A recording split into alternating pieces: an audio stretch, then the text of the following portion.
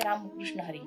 आज आपण सार्थ श्री ज्ञानेश्वरी अध्याय 9 ओवी क्रमांक 365 या ओवीचा थोडक्यात अर्थ पाहणार आहोत। ओवी अशी आहे, पै भक्ती एकी मी जाणे, तेथे साने थोर न म्हणे, आम्ही भावाचे पाहुणी भलते या। या ओवीचा थोडक्यात अर्थ सांगता येईल। भगवंताला केवळ शुद्ध अंतःकरणाने केलेली भक्तीच प्रिय आहे। मग तो भक्त गरीब आहे किंवा श्रीमंत आहे, तो भक्त लहान आहे की मोठा आहे, हा भेदभाव भगवंताजवळ नाही, तर फक्त त्याचे अंतःकरण शुद्ध आहे आणि त्याने अतिशय भक्तिभावाने केलेली भक्ती भगवंताला प्रिय आहे।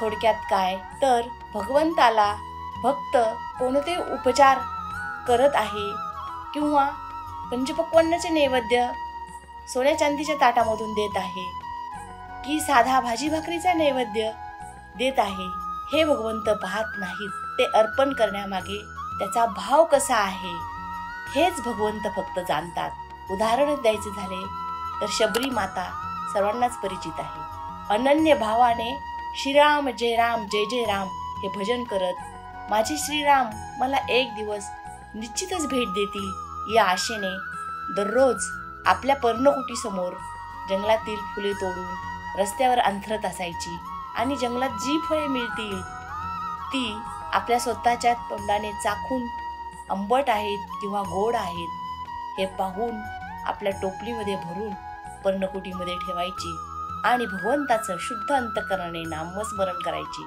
आणि याच तिच्या शुद्ध भावामुळे एक दिवस प्रभू रामचंद्र साक्षात शबरी मातेला भेट देतात आणि तिची ही भक्ती पाहून तिची उष्टी बोरे सुद्धा आनंदाने खातात। या ठिकाणी या ओवीमधून माऊलींनी म्हटलेलं आहे की पै भक्ती एकी मी जाणे, तेथे सान थोर न म्हणे, म्हणजे तुम्ही लहान आहेत, मोठे आहेत, गरीब आहेत, श्रीमंत आहेत, कुठलाही भेदभाव या ठिकाणी केला जात नाही, तर भगवंताला त्याने केलेली भक्तीच शुद्ध अंतःकरणाने घेतलेलं भगवंताचं नाम हेच भगवंत जाणतो आणि निश्चितच त्या भक्ताला भेट देत असतो। अशाच प्रकारचे आध्यात्मिक विचार ऐकण्यासाठी भक्तिसार या चॅनलला सबस्क्राईब करा। व्हिडिओ आवडल्यास लाईक करा, शेअर करा।